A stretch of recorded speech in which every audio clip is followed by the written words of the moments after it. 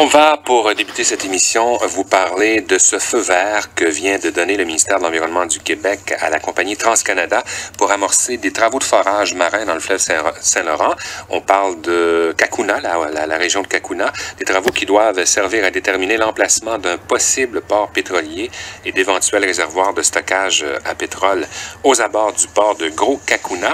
On va avoir avec nous dans quelques minutes, en principe, la mairesse de Cacouna, Ghislaine Dary. Mais d'abord, parce qu'il y a évidemment, et puis c'est de ça dont la mairesse va nous parler dans un instant, un appui politique de la mairesse, une population qui, nous dit-on, est plutôt favorable à ce projet-là, bien qu'il y ait des gens dans la communauté qui soient inquiets, et puis des environnementalistes, des écologistes qui, eux, sont franchement inquiets. Robert Michaud fait partie de ceux-là. Il est directeur scientifique au groupe de recherche et d'éducation sur les mammifères marins. Monsieur Michaud, bonjour. Bien le bonjour. Alors, votre réaction d'abord à ce feu vert.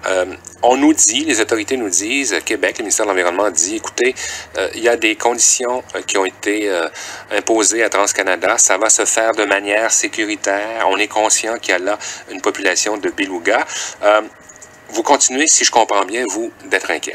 En fait, notre inquiétude, elle est toujours présente. Là, c'est un peu l'état de surprise, cette fois-ci, qu'une nouvelle autorisation soit émise par le provincial, alors qu'il n'y a toujours pas, semble-t-il, d'avis scientifique complet qui ait examiné la question. On se rapporte au mois de mai. Au mois de mai, Pêche Océan Canada a autorisé le projet de forage et il y a eu une série de représentations et même une action légale entreprise contre Pêche Océan, prétendant que cette autorisation-là n'a pas fait appel aux meilleures connaissances scientifiques disponibles pour évaluer ce projet-là.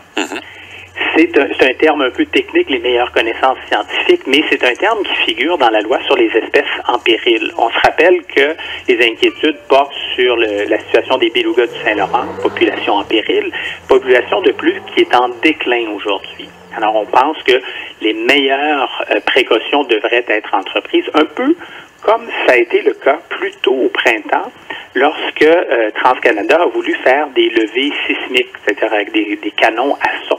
Toujours pour le même objectif, ils cherchaient à mieux connaître la nature du fond sur lequel ils veulent construire ce terminal.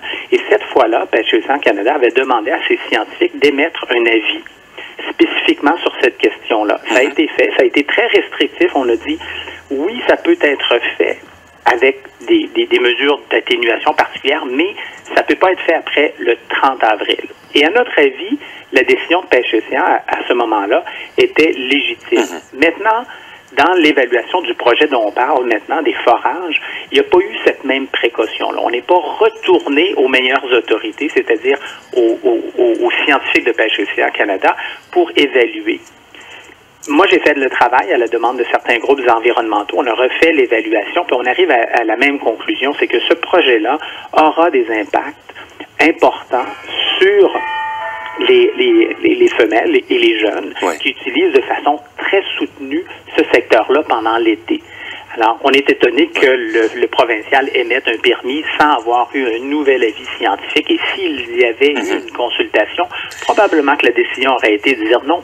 En été, pendant la période de mise bas, c'est un projet qui est trop risqué étant donné le statut des belugas du Saint-Laurent. Mais dans votre logique, Monsieur Michaud, est-ce que je dois comprendre que pour vous, parce que effectivement, c'est là où on dit que ce secteur-là, c'est un peu la pouponnière là, des belugas, espèces menacées, vous nous le disiez d'entrée de jeu, si on peut pas faire des travaux de forage qui ont été autorisés par Québec pour première phase, là, pour voir où est-ce qu'on pourrait construire un port l'été, dans la même logique, je comprends qu'il peut pas y avoir. Est-ce qu'il faut comprendre qu'il peut pas y avoir de port pétrolier dans cette région-là, point à la ligne?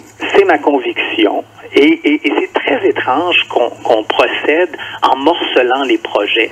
On fait ça souvent dans les évaluations environnementales et c'est très malheureux. Alors, si on regardait l'ensemble du projet, de ses phases préliminaires à la construction et à l'exploitation, si on les prenait tout dans un ensemble, bien, ma conviction, c'est qu'on arriverait à la conclusion que cette activité-là humaine, dans ce secteur-là, aura un effet négatif important sur la population des belugas du Saint-Laurent. Puis après ça, on pourra faire une décision.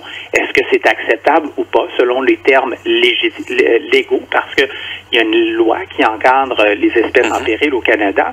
Mais là, ce qu'on fait, c'est qu'on regarde le projet par petits morceaux, un après l'autre.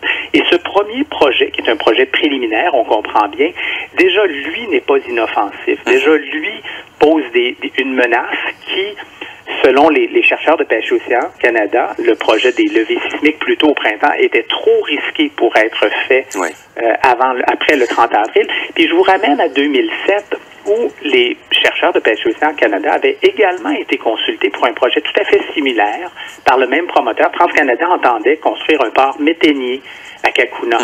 Et l'avis scientifique qui a été formel disait essentiellement aucun travaux sous-marins ne devrait être entrepris dans ce secteur-là de mai à la fin septembre, c'est-à-dire la période où les femelles belugas vont donner naissance à leurs jeunes, où ils vont élever leurs jeunes. Et le secteur de Cacouna, ce qu'on a appris depuis 2007, parce qu'en 2007, on n'avait pas encore toutes les données pour dire ça, c'est que non seulement il est dans l'habitat général, l'habitat essentiel du beluga, mais c'est un des hotspots, c'est-à-dire un des secteurs où on sait que ces femelles avec leurs jeunes reviennent de façon récurrente et soutenue. Alors, ça joue un rôle très important. Et le risque, c'est que on diminue les succès de naissance et les succès de survie des jeunes. Monsieur Michaud, merci beaucoup. Ça m'a fait plaisir. Merci de cette entrevue. Robert Michaud, directeur scientifique au groupe de recherche et d'éducation sur les mammifères marins. On poursuit donc à